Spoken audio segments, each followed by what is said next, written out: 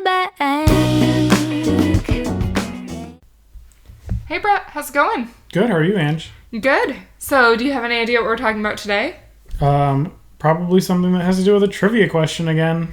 Yes. So, what was the average purchase price of a car in America in 2017? Like $25,000? Right? You would think that is like a great reasonable guess when you weight new and used cars. But no, it was much more absurd than that. It was almost $34,000. Oh, wow. Okay, so I was just assuming you meant only new cars, and that was more expensive than my brand new car fully loaded when I bought it. That was more expensive than my brand new car when I bought it. Wow, that's pretty bad. So there's a lot of people buying really expensive cars, and if that includes all used cars too, there's a lot of people buying some really expensive cars. Yeah, well, and I also think cars are going up in price. So, I got a small SUV, I guess I would call it, a crossover, in 2013, and I got that for $28,000 total. Mm-hmm. And I had to trade it and stuff, so I paid less out the door, but that was like sticker price. Mm-hmm. And you got a car in 2007. Yep. And you got a Honda Civic. Yep. And do you remember what you paid ish? So that was with at the time it was like the satellite navigation and all the fancy things and the steering wheel you can talk into and all that stuff that never really worked well, especially in 2007. Still doesn't work well today. And mine was like $24,000 for all the extra things like that. It was just the one step down from the one that had racing seats. Okay. Whatever, right? So yeah. So I just pulled up some information. You can get a Honda Civic, a sedan from $19,000, so none of the features that you got, mm-hmm. And a coupe from $20,000, and then a hatchback from $21,000. Right now, brand new. Oh, so wow. Who is spending $34,000 if you could... Those new Civics look so nice. They're really nice. Yeah, so we've seen them driving around. Just go buy that.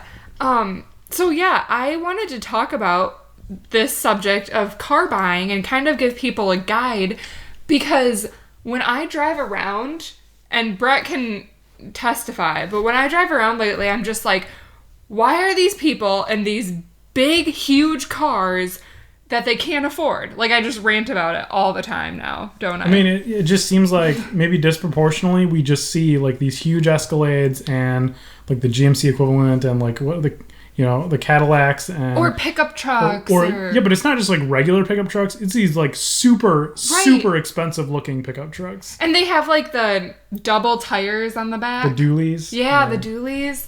It's just kind of crazy to me. Everywhere I go, it's huge vehicles, and then because most of the time we are driving around in your Honda Civic, we are low to the ground and everybody is towering over us, so maybe that's why I feel that way, and I'm disproportionately angry about that, especially when the headlights come on at night, because you and me both. But it's amazing to me because we actually do travel a lot as well, and whenever we go to any other country, we do not notice that same pattern. We always see smaller cars. Right, everywhere else in the globe. And in some areas, it's gotten worse in the last couple years than maybe 5 or 6 years ago, where there's just larger vehicles, I suppose, in some of those areas. But predominantly, 90% of the vehicles are all still the same. It's just the super rich people are importing these giant cars over there now. Right. But everybody else, there's just nowhere to park. You have to have a small car. It makes sense.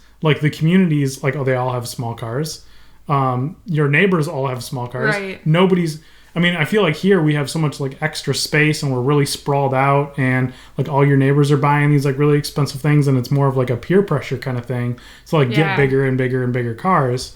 But, that's just not a cultural thing in other areas of the globe. So. Yeah, I feel in other areas though, Nicaragua especially, they just have really functional vehicles for their area. They need 4-wheel drive because the roads are dirt or brick. But they have land, or the Toyota Land Runners or whatever they're called. And so they're not huge. They're just I don't know, pretty normal size. But, and I think it's just kind of amazing because we don't really need these big of cars. Like, even our sedans, if you look at them, they're just so long. Like, I don't know what people are doing with all that space. But anyways, so we're here to talk about car buying because I think it's a big problem in this country. So why don't we jump right in? Brett, when you were buying a car, did you like go right to the dealer to do it? Did you have cash, or were you getting some type of financing? So a little bit of both. So I had a big down payment that I had. I had like $14,000 in like cash that I knew I was going to put toward a new car. And I did go to the dealership. And I didn't really, I wasn't like looking around at the time. I wasn't that interested. I was just like, I think this is a good car for me. I decided that I was going to go with the Honda Civic because it was like a good footprint. It looked cool at the time as compared to like other vehicles. And the four-door car looked like terrible. So I went with the two-door car.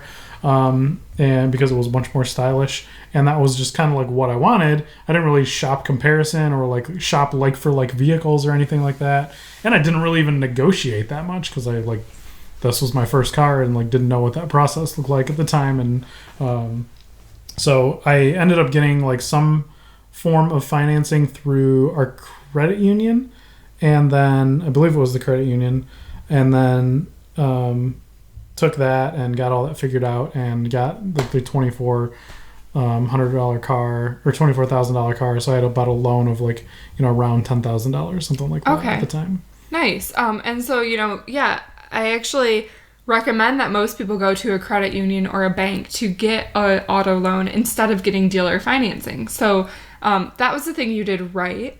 I think other than that, I think you did almost everything else wrong, but so did I, right? Like, I bought a brand new car, and in hindsight, I really regret that decision. I wish I would have bought a used vehicle. At this point now, I put about 3,000 miles on my car a year, and so buying a new car and just eating the depreciation has been like a really painful exercise for me. Right, because it doesn't matter whether, if it's a 10-year-old car, nobody's going to buy it. It doesn't even matter how many miles are on it for top dollar. Right. Everybody's looking for a deal. Right. But, so, the only time I tell people to do dealer financing, and I actually did dealer financing when I got my car, and I should not have because I had 5% interest rate on it, which isn't that great.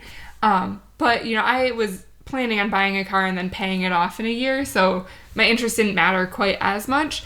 But, a lot of times credit unions will be able to get you a slightly better interest rate. I say with car loans, you should be looking between 3 to 7%, which I know is still a large range, but, we just had an episode about credit score, so obviously there's a lot of factors that goes into this.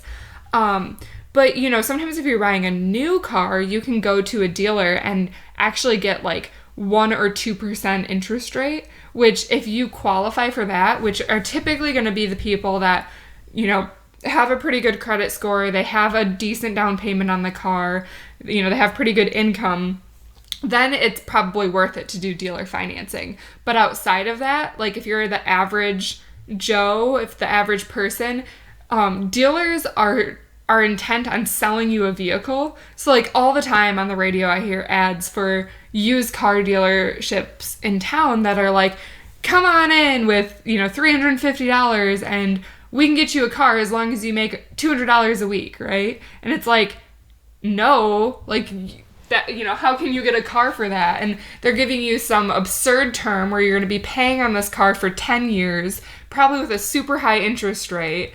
And, that car's not even going to last 10 years. So It's just like a really bad situation to get in, and you're going to be upside down. Right, and those are ridiculous numbers in the first place because you're at $200 a week, you're making $800 a month, and like almost 50% of all of your income is going toward the car. Right, let alone start adding in insurance and gas. And... Right, then you're paying more for the vehicle than you are for food or any other housing or anything if you can afford that, even if you're living with roommates. So... that's just a disaster scenario. Yeah, it's it can be really bad what they get people set up in. I've even worked with people who, signed up for I think the longest term I ever heard was I talked to somebody who had an 11-year lease on a car, and they didn't buy it new. So, that's a really long time. And I tell people, even if you can just afford to pay an extra $20 a month, $5 a week. I feel like everybody can cut out something for $5 a week. And if you can do that, like, you will be surprised how much faster you can pay that off. Mm-hmm. So let's talk about the differences between like new car loans versus like used car loans. So you said you can get the special dealer financing, like if you have good credit, right? Mm-hmm. And like you go to the dealer to get that new car because obviously the dealers like just want to sell you the new car because the margins are ridiculous on new cars, right? That's why you can get the special financing. Right. They're just making all their money on the sale. Like they don't care what the terms are for the lease or the car loan because they don't care. Mm-hmm. They just made $10,000, let alone who cares what they're going to make on the loan. But that's in the new car scenario, and I don't think we would recommend most people look at new cars in the first place, right? Right. New cars are really, really expensive. So if you don't mind, I'll walk through an example of what I think the average person should be spending on a car. So the average household makes about $55,000 a year in America, which is about $4,500 a month. And there's this rule, that the 24-10 rule, which I'm sure even if you haven't heard of it, I'll say it and you're probably going to be like, oh yeah, my parents taught me this as a kid. So the idea is that you have 20% down on your car. You don't take a loan out for more than 4 years for a car. And you only spend 10% of your gross income on all car-related expenses. So not just your car payment, but also your car insurance and your gas and your repairs, right? Maintenance, oil changes and new tires and all that fun stuff. Yep. So going back to our, average Joe family, that means they can spend $450 on car expenses. So we'll say that they spend $100 a month on gas, because that's about what we spend, so seems fair. $75 a month on insurance. Now, this can vary widely state by state, because some states are no fault and you're going to be paying a lot more, like our great state of Michigan. And some states are, at fault and you actually pay a lot less, like Wisconsin, for example. So this can vary a lot, but I just put 75 in to try to be an average. And then we'll say, $10 a month for registration, since a lot of, around $120 a year for registration will work in most states. I think California might be more expensive, but, sorry, just doing averages here. So that means that this family can spend $265 a month on a car payment, which that would translate into an $11,000 500 loan with the 4-year term that I outlined. And this is at 5% interest rate, which is like the average car loan interest rate. And so if they save up their 20% down, that means that they can look at a car in the neighborhood of $14,000 to $14,500, which is a pretty long way away from that $34,000 average car loan or car price that people were buying last year. Mm-hmm. So, I'm using all average numbers here, and I actually come up with that people are spending roughly 2 times as much as they should on a car. And I bet a lot of households, because the American dream is to have 2 cars, so then this is making the numbers even blow up more than that, right? Because I'm at $14,000 total household expense, and most people are getting 2 cars, probably spending closer to $70,000. Right. So we're miles apart from where people should be. So I mean, this is kind of a theme of what we've been talking about across several podcast episodes, is that automobiles are one of the leading causes for why people are in debt, why people are not successful with money management, why people don't have retirement funds when they're supposed to, why people aren't on track with a lot of their finances. Like, this is kind of your number one, would you say? This is probably my number one, because I think even people who have paid off vehicles, I think very few people understand how much driving their car on a daily basis really costs. Right, because you don't see those numbers, right? You don't see problems until they happen, and they're really far apart, hopefully, right? Like if you have maintenance, it's spread out over not a really long period of time, because your car only lasts, like, for most people, they probably don't even have their car longer than 10 years before they end up getting a new one, right? So let's say 7 years on average. But yeah, hopefully you either get rid of all the expensive stuff, you sell your car before it starts getting really expensive, but you've already lost all the depreciation on it anyway, on it. So yeah, they're kind of money pits, but you don't really see it or don't feel the pain. Yeah. And I think, cars are something that in this country we've built up to be the American dream, to have 2 cars per family and have nice cars, and everyone always wants the bigger and better and nicer thing. And I will admit, I used to be terrified of cars with over 100,000 miles. Like, I just didn't know enough about them. I didn't think they were going to keep running. But now that we have your car, like, I enjoy driving it. There's no problem with it. It's comfortable. Like, I don't think your car versus a $100,000 car, I don't think there's that much different in comfort that it's worth 4 times the, purchase price. Right. And I think you kind of get used to what you have. So, when I switched from thinking like, oh, I need to, have a really nice car, to thinking I just need something that gets me from point A to point B, then you realize that like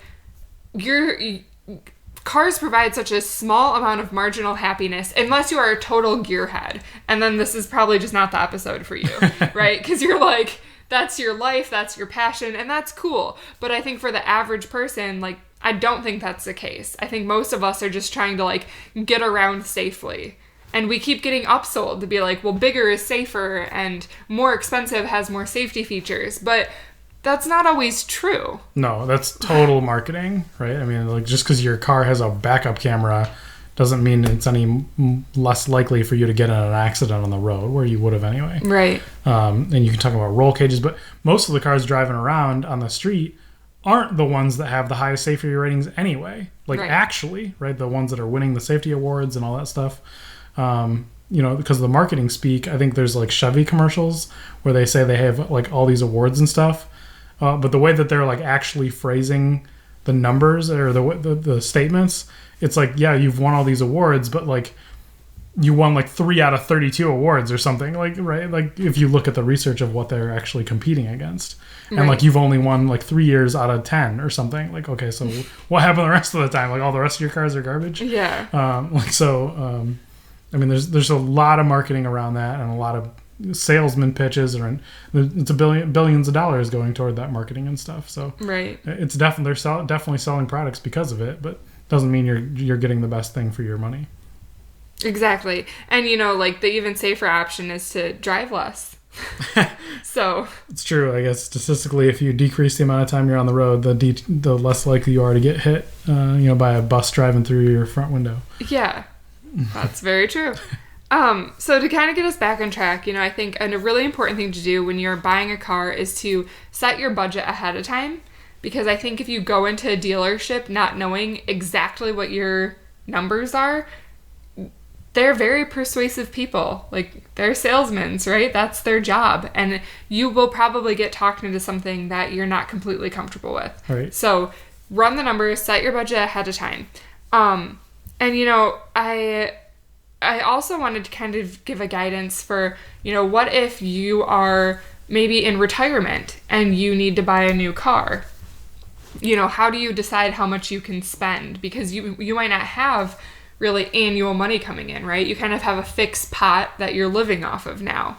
And so my guidance is to not spend more than 2 to 3% of your net worth on a vehicle. Okay. So buy it in cash, or should you still get a loan for that? I kind of favor buying my personal advice here is to get a used car and pay for it with cash. Because when you're getting used, most of the time, you're not going to get special dealer financing unless it's like some crazy, once a year type thing. Mm-hmm. I honestly think a lot of times it's better to buy in cash and just kind of be patient and wait for the right deal to pop up. And then when it does, pounce on it, right? I also think for a lot of retired people, you're not really, I know by the time my grandparents retired, they weren't really driving all that much anymore. They weren't putting a lot of miles on their vehicle. So then at that point, like, if you get a car that has 60,000 miles on it, it's still going to last you a very long time. Right. Yeah. I think as soon as my dad retired and he wasn't driving, 20 miles to work every day, my parents went down to a one-car household too. Right. It just made sense because they're not going to multiple locations every single day where, they need that situation. Exactly. And even for a lot of people, that's probably, unless you're driving to 2 different offices across town, which that is the situation for a lot of people. But for people that either work from home or live close to work, like it is more reasonable than people realize to be in a one-car situation. Did you know that over 50% of vehicle trips made by people are fewer than like 3 miles?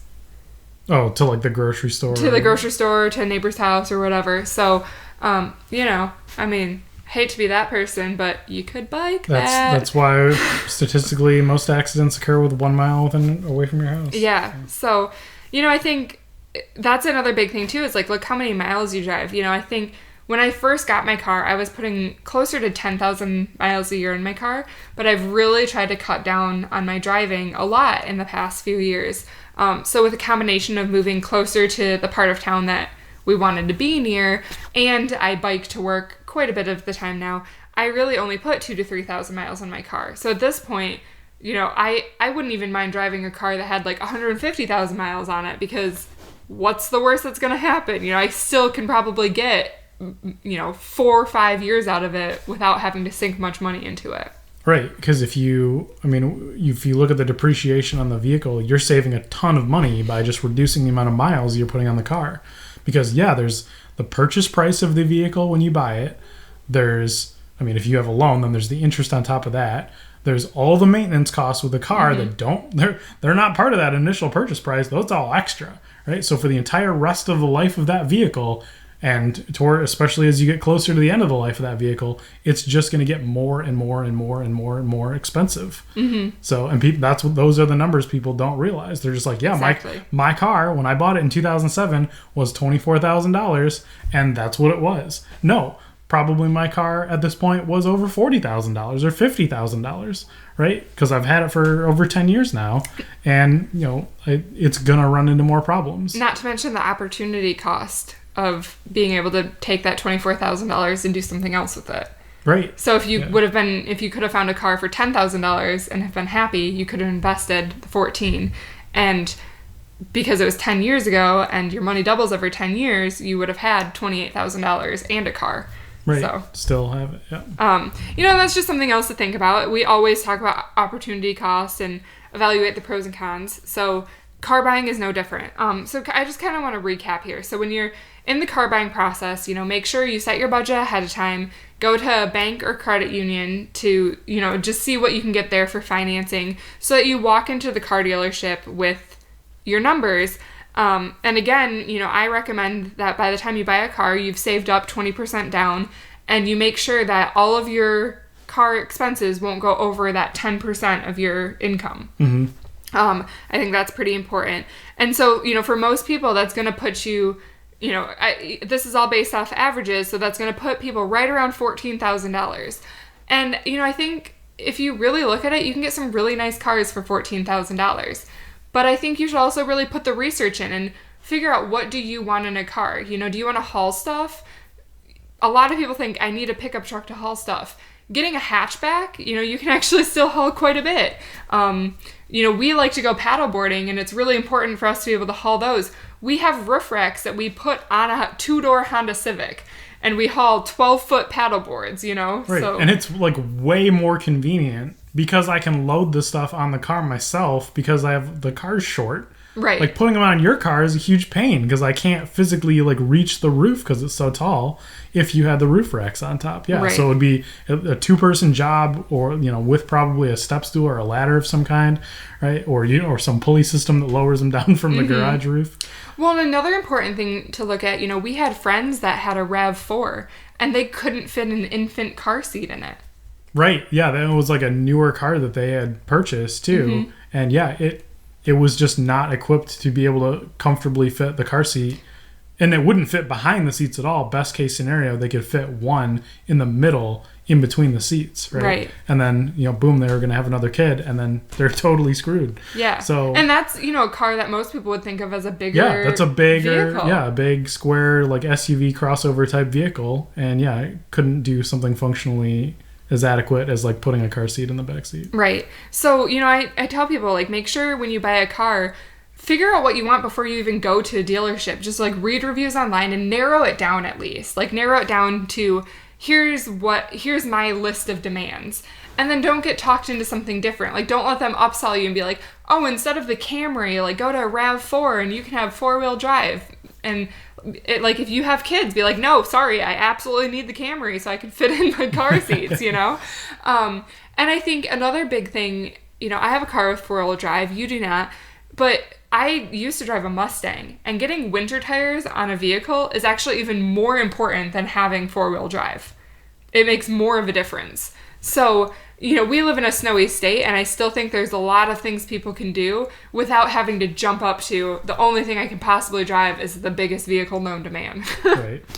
So, you know, and if cars are your thing, I'm not saying don't do it, right? Like if that's what you want to spend your money on, but just make sure you take the opportunity cost, and because you can't have it all, right? We talk about that. Like you can't have the car and the house and the vacations. So pick one. And right. Just be aware of your situation. Know that it's expensive. Know that it's costing you money. Don't just let marketing and peer pressure like snow you over on the whole situation. You know, we're just trying to be transparent about how expensive some of these things are that people never talk about. Right. So. And so the last thing I wanted to mention really quick is car leases and when or why they might be a good idea. And the short answer to that is I really don't think car leases are a good idea 99.99% of the time. So, you know, my dad, for example, he travels a lot for work. So his car, for him, is a tool to do his job. And, you know, he has to make sure he has, you know, a newer car at all times. It's not going to break down, right? Because it's like critical that doesn't happen to him. Right. And so, you know, at one point I was like, you know, he might be a good candidate for a lease because he has to have the newer car at all times. He drives too many miles. Right. He can't even get a car lease because miles. it's too many miles. So that takes off one person that I would have thought could have been a good candidate. So who's left? You know, sometimes I think people hear car leases and it's cheaper than a car payment. So they go with the lease. The problem with that is you don't get any of that money back. So at least with a car payment, you, by the end of, you know, your 4 years, you own that car and you could sell it or you could keep it forever. With a car lease, you make those payments for 4 years and then they come and pick up your car. And if you want to keep it, you have to purchase it. Right. And it's not inexpensive to purchase it. They don't give you a deal to purchase it. They charge you pretty much the same price, maybe a little bit cheaper than anybody else. Mm-hmm. So, really the only example of somebody I've seen that a car lease makes sense for is somebody who doesn't necessarily drive that much, but always wants to be in a new vehicle. And so if you're really into cars and you like getting new cars all the time, and you're going to have a car payment all the time anyways, then maybe go the lease route. But the practical person in me tells you to, like, suck it up, cupcake, and drive your car into the ground. Right. I mean, just do that if you want to do it, but know that is the most expensive model that you could be doing, right? Exactly. All right. Well, I think that covers pretty much everything I had on my list. Good. Yeah, buy used. I mean, you can get great... I mean, I was looking today at some different prices on different auto websites and places where you can get used cars and things. There's a lot of different tools out there now for it. And yeah, you're right. $14,000 can get you a really good vehicles with pretty low miles on it. Most cars that you could get that are still in good shape are in like the $6,000 to $8,000 range, mm-hmm. right? So if that's what you're going to be looking for a car that you're going to be driving for 10 more years, that's a pretty good price point. You know, that's a lot better than the $24,000 that I had. So. Yeah. Yep, so learn from our mistakes, because we've made plenty, and buy used instead of new, because I know I personally kind of regret the car, you know, my whole car situation, but right. I learned a lot from it, so that's okay. Yep. And that doesn't mean you have to. Used cars don't always mean that there was a wreck or there was damage or. Oh no! Don't be scared of it. Right? There's a lot of really good vehicles out there that people just need to offload or will get rid of for one reason or another. And as long as you're patient and find a good one that fits you, and you know what you want to get, it's the best thing to do. And one more thing I wanted to note on that: we live in a college town, and just from having out-of-state students or international students. Every spring, it's like fire sale, because the students, if they're from, even somewhere, just a different state, but they got to get back home and they're not taking their car with them, they have like a week that they want to get rid of this car in, right? Because they're like taking finals, and then they're like, oh, now school's over and I'm leaving in a week and I need to get rid of this car as fast as possible. And there's some really, really, really good deals that time of year. So if you live near a college, that's another thing you can look into. Right. I mean, it's like Mercedes and BMWs left and right from a lot of these kids that are driving around, and they just offload it for like next to nothing. Right. I mean, you could there may be somebody doing it now, but you could start an entire business just buying their vehicles up and reselling them at almost twice the markup. Right. Well, and not even just Mercedes and, BMWs, which I don't want to scare people. Like, there's also Range Hondas Rovers. and Toyotas and Fords and Chevys and just like, pretty lightly used cars, because honestly, college kids don't drive that much. Right. At least For around really here. small commutes. Yeah. It's not like the campuses are really sprawling. Right. 3 miles. Yeah. All right. Well, that wraps up this episode. So if you have any more questions, or if you are looking into buying a car and you want me to, help you crunch the numbers, I would be happy to do it. I will drop all of our contact information in. And thanks for tuning in. Thanks, guys. Hey guys, thanks for tuning in to this week's episode of Money in the Bank. Make sure to subscribe to us on the iTunes or Stitcher app so that you get weekly alerts every time we post a podcast. Or if you want, you can visit my website, moneyinthebankpodcast.com. And if you want to reach out with any questions or further comments, please email me at Angie@moneyinthebankpodcast.com. I look forward to hearing from you. Money in the bank.